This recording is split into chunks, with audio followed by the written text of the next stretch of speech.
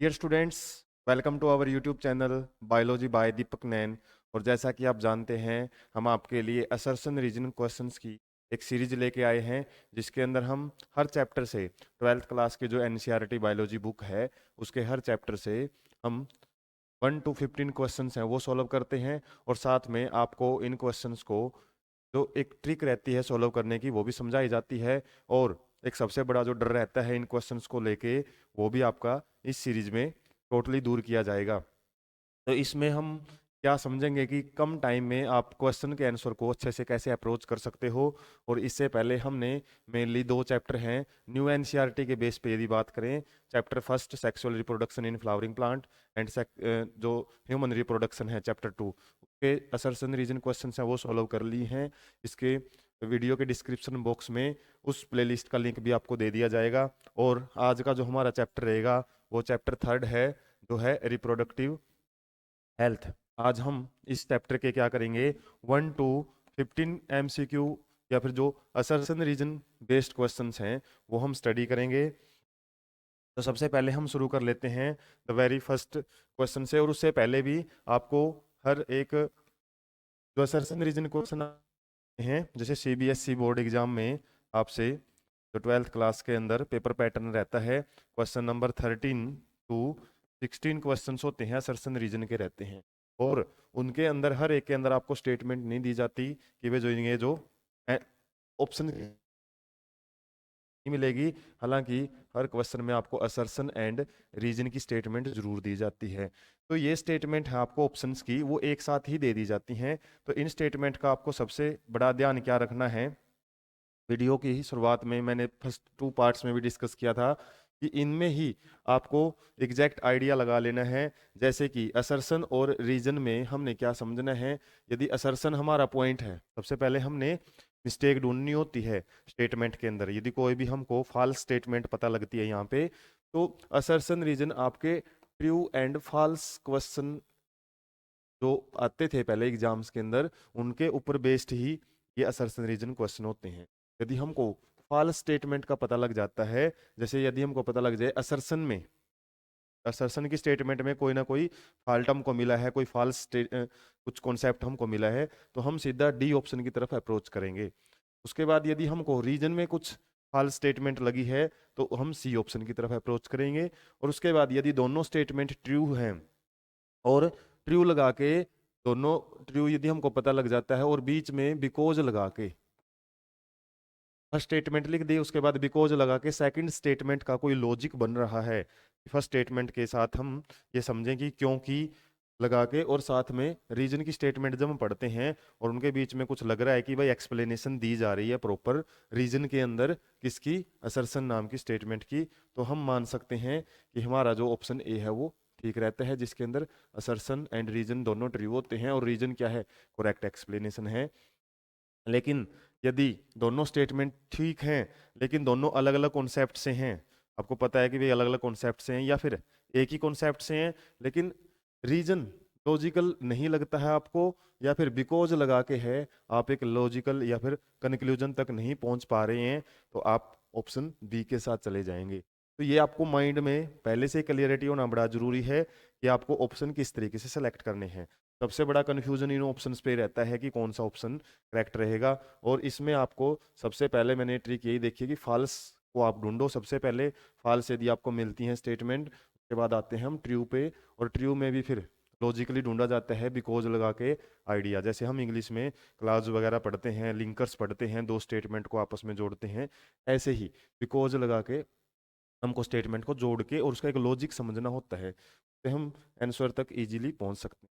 Practice कर लेते हैं, प्रैक्टिस से ही ज़्यादा चीज़ें क्लियर होंगी। हालांकि मैंने हर क्वेश्चन के साथ ऑप्शन आपको दे दिए हैं, लेकिन बोर्ड एग्जाम में आपको ऑप्शन एक बार ही दिए जाते हैं। असर्शन क्या है, a person should be considered reproductively healthy. Reproductive health या चैप्टर का नाम है, जैसे रिप्रोडक्टिव हेल्थ का मतलब क्या होता है।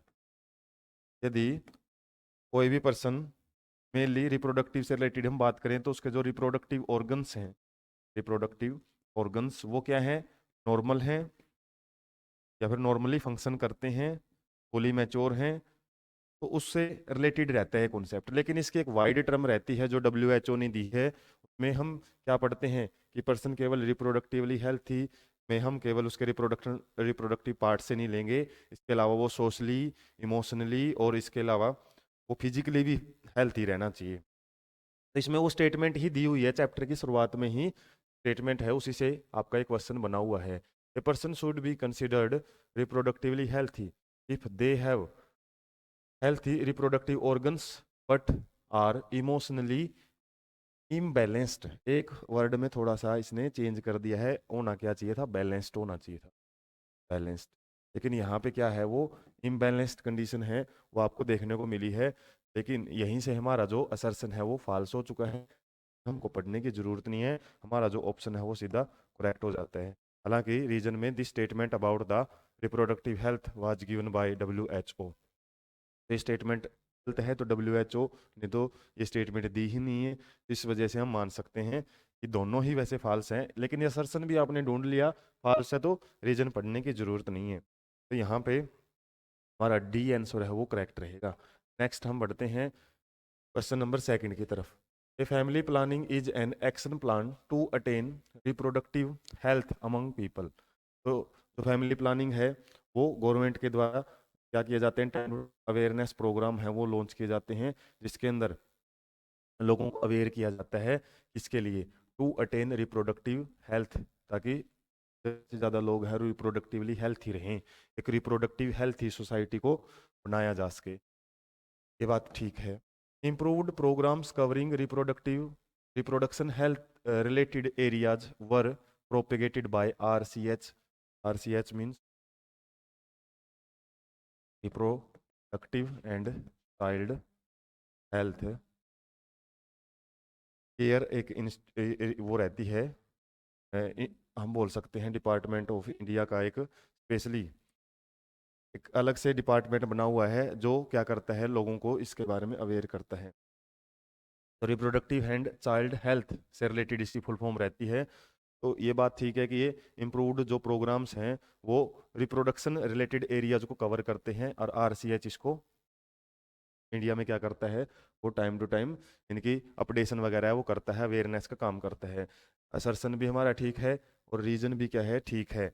इन बिकॉज लगा के यदि हम स्टेटमेंट को समझें कि ये फैमिली प्लानिंग एक्शन प्लान है रिप्रोडक्टिवली हेल्थी के लिए, बिकॉज की जो RCH है वो इसको अपडेट करता है या फिर इसकी देख रेख करता है, तो RCH की वजह से नहीं, ये नेचुरली मतलब फैमिली प्लानिंग है वो क्या है, यहाँ पे एक फिक्सेशन आ गई ना RCH, ये इसको मतलब बिकॉज लगा के हम लॉजिकली नहीं मान सकते कि RCH इसको अवेयरनेस से रिलेटेड जो प्रोग्राम है उनकी देख रेख करता है, इसलिए ये अच्छा है फैमिली प्लानिंग, ये नॉर्मली ही अच्छा होता है।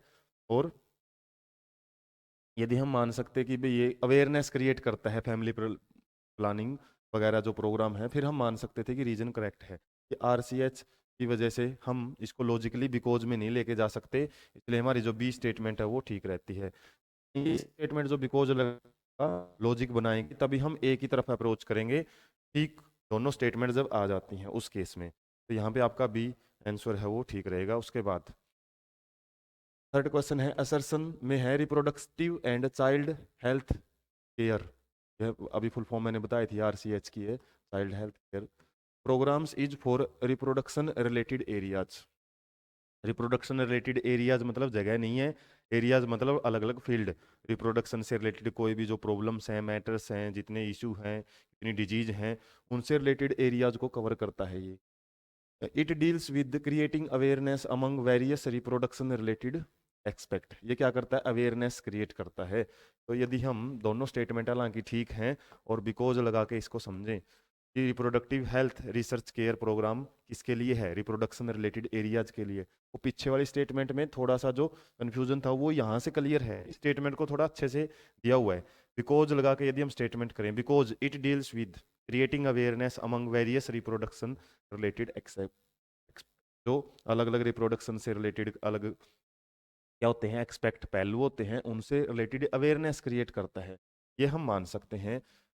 पहले क्या था, इसमें RCH दिया हुआ था और इसमें ये स्टेटमेंट ऊपर दी हुई थी, जिसकी वजह से RCH ही जरूरी नहीं है कि वो क्या करता है, अवेयरनेस क्रिएट करता है, अवेयरनेस करने वाली कोई भी अलग डिपार्टमेंट हो सकता है। इसलिए वो हम बिकॉज के साथ नहीं गए थे वहाँ पे। इस केस में बिकॉज वाला जो कॉन्सेप्ट है हमारा वो लो काम करेगा और हमारा ऑप्शन है वो ए यहाँ पे करेक्ट हो जाता है। नेक्स्ट क्वेश्चन देख लेते हैं का ये आंसर का। असर्शन में a wide range of contraceptive methods are available for family planning. Planning means जो एक स्टेबल पॉपुलेशन ग्रोथ के लिए जो प्रोग्राम है उसके लिए कॉन्ट्रासेप्टिव मेथड्स होती हैं, जिसके अंदर हम अलग अलग कॉन्ट्रासेप्टिव मेथड पढ़ते हैं इस चैप्टर में। जैसे नेचुरल मेथड्स होती हैं, इसके अलावा बैरियर मेथड्स होती हैं, इसके अलावा जो इंट्रा यूट्राइन डिवाइसेज होती हैं, इसके अलावा पिल्स वगैरह भी आ जाती हैं, इम्प्लांट्स भी आ जाते हैं और सर्जिकल मेथड्स भी आ जाती हैं। तो काफ़ी सारी मेथड्स हैं वो इस चैप्टर में हमको पढ़ने को मिलती हैं। तो ये मेथड्स जरूर हैं, बहुत सारी रेंज हैं, हम स्टेटमेंट को ट्रू मानेंगे। अच्छी खासी रेंज में मेथड्स हैं कॉन्ट्रासेप्टिव की। Natural method include condoms, diaphragms etcetera. तो ये जो कॉन्डम्स और डायफ्राम है ये बैरियर मेथड्स में आते हैं। बैरियर मेथड्स में चैप्टर में हालांकि अलग से ही के बारे में अलग अलग डिटेल दी हुई है। While barrier methods use of include methods like periodic abstinence lactational amenorrhoea. तो ये जो मेथड्स हैं वो नेचुरल में आती हैं, अपोजिट लिख के दिया हुआ है इसने। तो यहाँ पे हमारा जो रीजन है वही स्टेटमेंट है वो फॉल्स हो चुकी है और इजीली हम इस क्वेश्चन को अच्छे से अटेम्प्ट कर सकते हैं। थोड़ा सा भी हमको आइडिया है और ये तो 10th क्लास में भी आ जाता है इससे रिलेटेड आइडिया। तो इससे हम क्या समझेंगे, हमारा जो रीजन फॉल्स है सी स्टेटमेंट है वो हमारी है वो करेक्ट रहेगा। नेक्स्ट हम बढ़ लेते हैं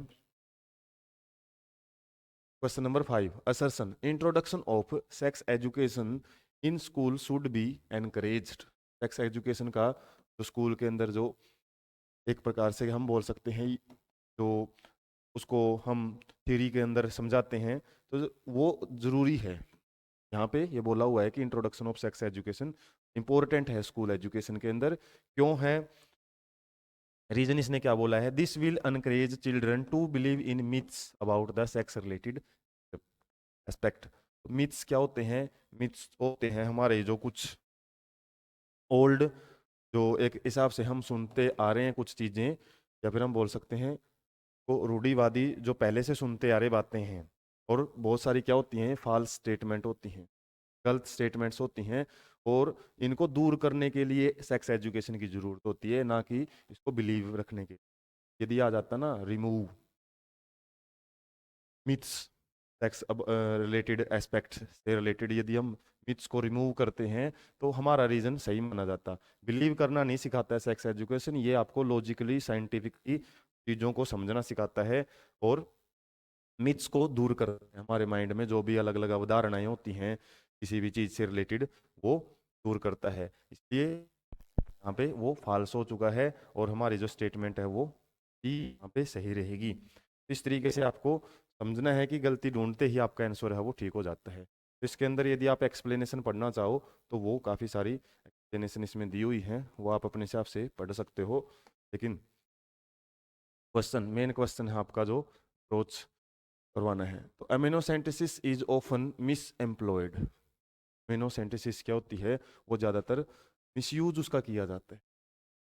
अमीनोसेंटेसिस क्या है, इसके अंदर हम क्या करते हैं, एमनियोटिक फ्लूइड है जो एमनियोटिक फ्लूइड जो कहाँ पाया जाता है, ग्रोइंग फीटस। ग्रोइंग फीटस जब फीटस ग्रो कर रहा होता है वोम के अंदर पाया जाता है ये फ्लूइड। और इस फ्लूइड को हम निकाल के इसमें कुछ ऐसी चीज़ों का पता लगा सकते हैं जिसकी वजह से इसको अच्छी टेक्निक माना जाता था यूज। और टेक्निक अभी भी अच्छी है लेकिन इसका मिसयूज किस वजह से किया जाने लगा। यूज पहले देख लेते हैं, ये क्रोमोसोमल डिसऑर्डर होते हैं, कुछ जेनेटिक डिसऑर्डर्स जो कि किसी बच्चे में यदि वोम के अंदर ही हैं तो उनको यदि करेक्ट किया जा सके तो अर्ली स्टेज में ही हम ठीक कर सकते हैं, वरना आफ्टर बर्थ तो वो डिसऑर्डर्स जो बीमारियां हैं वो ठीक करना बड़ा मुश्किल हो जाता है। उनको पता लगाने के लिए किया जाता था। लेकिन मिसयूज कैसे करते हैं, इसको सेक्स डिटर्मिनेशन में भी पता करने लग गए हैं। और सेक्स डिटर्मिनेशन एक बार पता लग गया कि ग्रोइंग फीटस जो वोम के अंदर डेवलप हो रहा है यदि वो क्या है फीमेल है तो क्या कर दिया जाता है, फीमेल फीटस को किल करवा दिया जाता है, उसकी डेथ करवा दी जाती है। इसलिए क्या है ये मिसयूज किया जाता है। अब रीजन देख लो इसका, amniocentesis is meet for determining the genetic disorder in the foetus. ये बात ठीक है।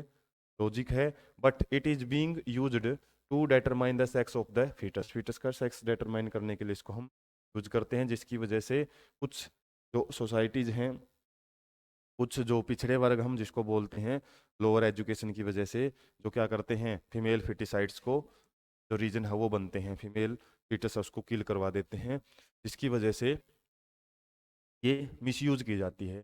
बिकॉज लगा के हम इसका यदि स्टेटमेंट बनाएंगे तो ये लिए बन जाता है। तो साइंटिफिकली हमको आइडिया लग ही जाता है कि हाँ लॉजिकली बात यहाँ पे की गई है, तो हमारा जो ऑप्शन है वो यहाँ पे ए रहेगा। नेक्स्ट हम देख लेते हैं एक्सप्लेनेशन, वही आपको पढ़नी है। हालांकि एक्सप्लेनेशन जब भी आपको एक किसी का भी आंसर मिले ना, उसमें एक्सप्लेनेशन ऑलरेडी क्वेश्चन के अंदर ही मिलेगी आपको। नेक्स्ट क्वेश्चन नंबर 7, असर्शन क्या है, नेटिलिटी। क्या होता है नेटिलिटी? बर्थ रेट को बोला जाता है। बर्थ रेट का साइंटिफिक टर्म है natality. Increases both population density. क्या है? यदि बर्थ रेट या बर्थ ज़्यादा बढ़ेंगे, या फिर बोलते हैं नंबर ऑफ बर्थ पर 1000 इंडिविजुअल, हर 1000 इंडिविजुअल के पीछे कितने बर्थ हो रहे हैं, यदि वो ज़्यादा बढ़ रहे हैं, इंक्रीजेज बोला ना इसने, बर्थ रेट यदि बढ़ेगा तो उससे पॉपुलेशन डेंसिटी बढ़ेगी, जो लोग हैं वो ज़्यादा से ज़्यादा बढ़ेंगे, और इसके अलावा पॉपुलेशन का साइज है वो भी इंक्रीज होएगा। ये बात ठीक है।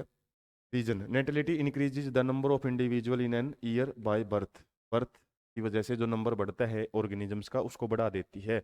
कोज लगा के यदि हम समझे, स्टेटमेंट दोनों ठीक हैं, कोज लगा के समझते हैं कि वह पॉपुलेशन डेंसिटी और पॉपुलेशन साइज को इंक्रीज करती है, because natality increases the number of individuals in an area by birth.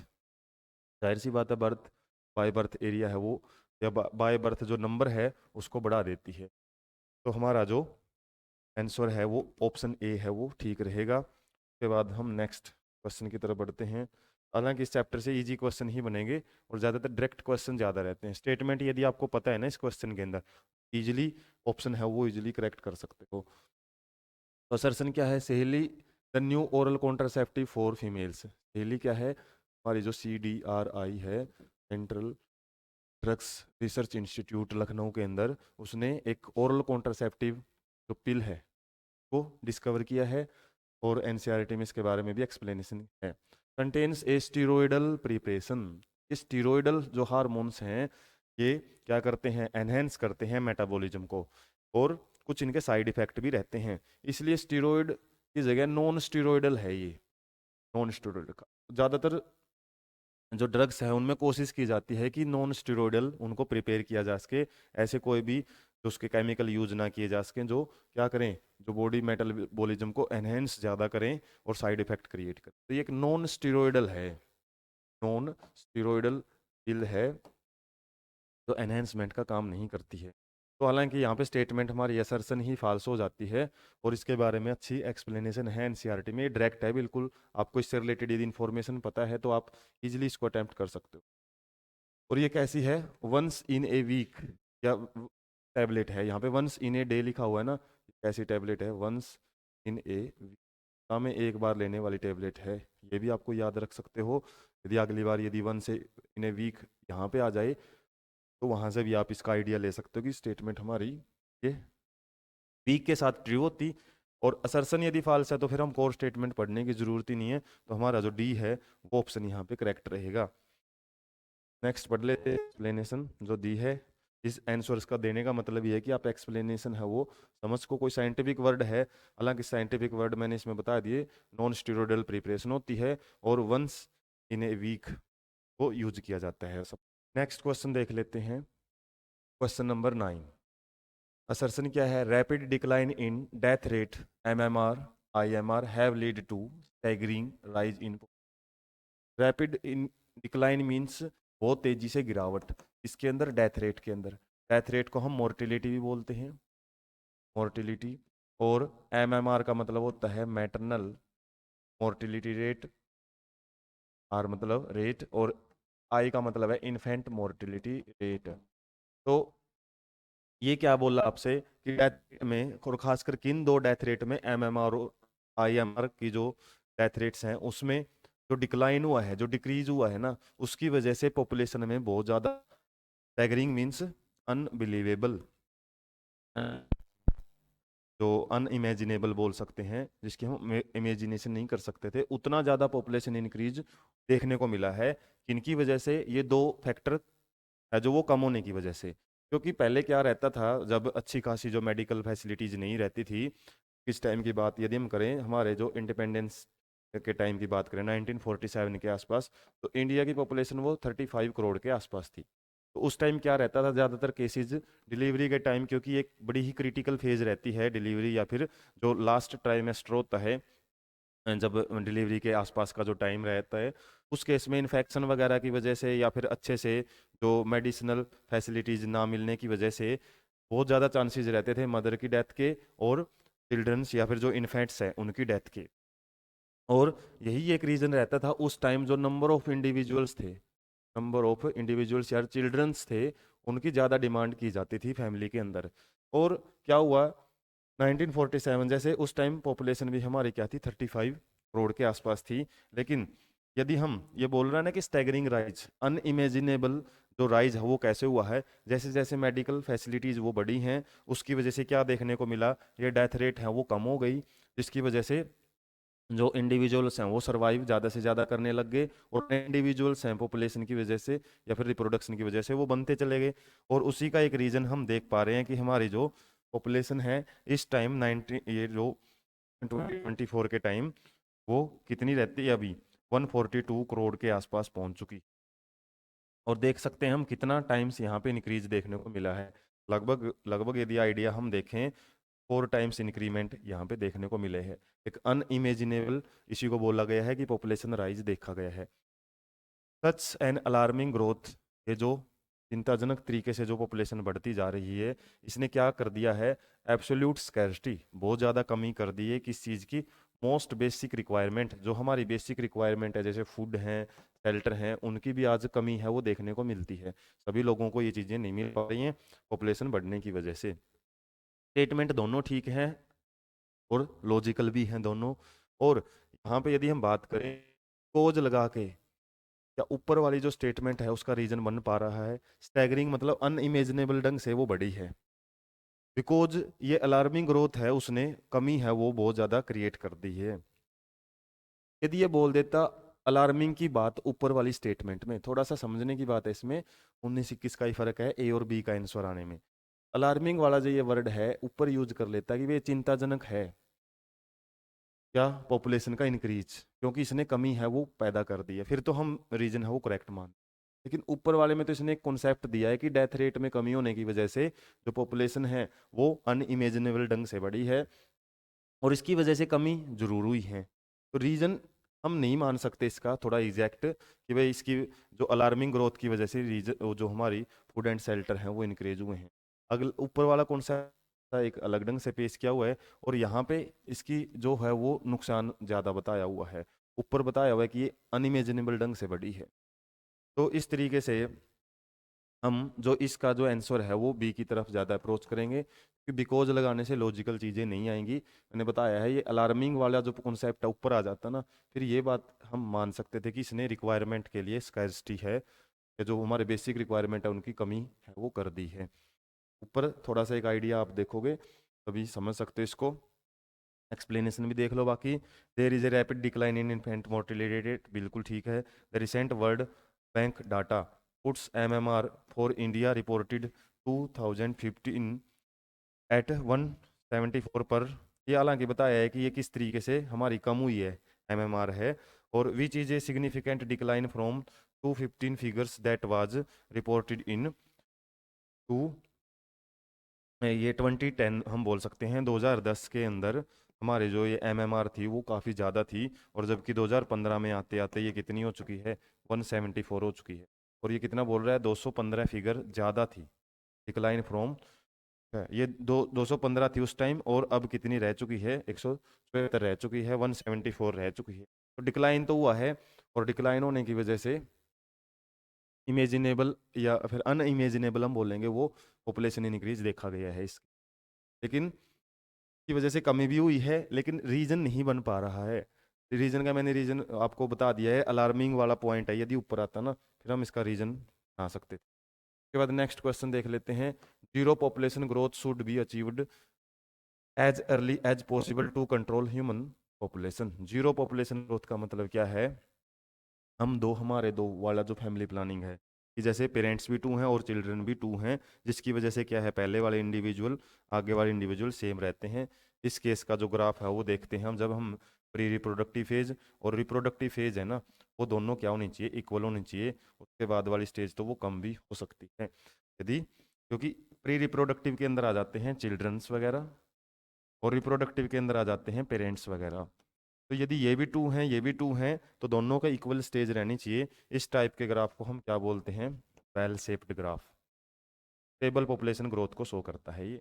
तो जीरो पॉपुलेशन ग्रोथ इसी को बोला जाता है। इससे हम ह्यूमन पॉपुलेशन को कंट्रोल कर सकते हैं जितना जल्दी पॉसिबल हो सके।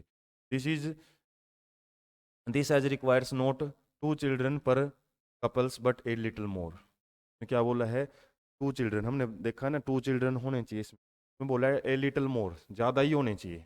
तो ज़्यादा होंगे तो जाहिर सी बात है इंक्रीज होएगा, वो तो हमारा जीरो पॉपुलेशन नहीं माना जाएगा। तो इस केस में हमारा जो ये हमारे रीजन ही फॉल्स देखने को मिल रहा है, और रीजन फॉल्स है तो सी स्टेटमेंट है वो आंसर यहाँ पे देखा जाएगा। तो यहाँ पे क्या रहेगा, but in large democratic countries like India it will take little more. यहाँ पे जो बात की हुई है जीरो पॉपुलेशन ग्रोथ से रिलेटेड, वो हमने देख लिया है कि लिटिल मोर नहीं रहेगा, टू चिल्ड्रन ही रहेंगे, जिसकी वजह से हमारी जो स्टेटमेंट है वो सी बढ़ेगी। उसके बाद नेक्स्ट असर्शन क्या है, पीरियडिक एब्सिस्टेंस इज ए मेथड, ये नेचुरल मेथड की बात की हुई ऑफ कॉन्ट्रासेप्शन।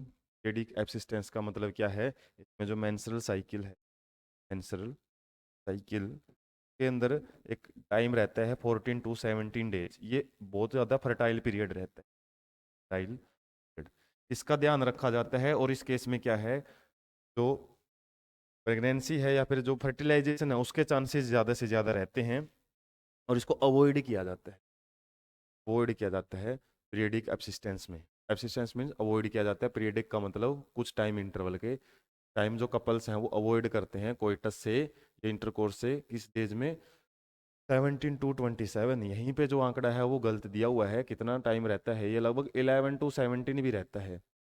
तो इस टाइम को अवॉइड किया जाता है, ना कि 17 के बाद तो क्या है, तो 14 to 17 यदि उस टाइम अवॉइड नहीं किया गया तो वहाँ पे ओवम रिलीज होता है, और ओवम रिलीज हुआ है तो जाहिर सी बात है फर्टिलाइजेशन के चांस हैं वो बढ़ जाएंगे।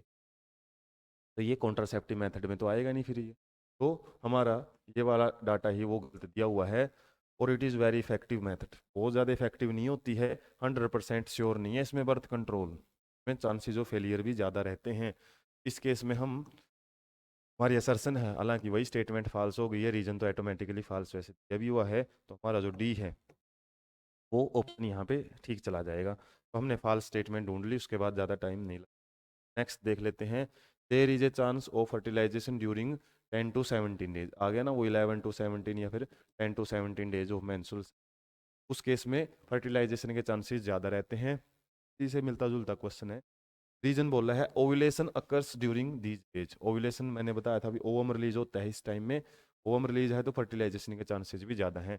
बिकॉज यदि हम लगा के इसको सोचें कि भाई ये चांस ऑफ फर्टिलाइजेशन ज़्यादा रहते हैं इस केस में, बिकॉज ओव्यूलेशन इन्हीं डेज में होता है, बिल्कुल रीजन सही बैठता है, लॉजिकली भी है, तो हमारा जो ऑप्शन ए है वो करेक्ट रहेगा।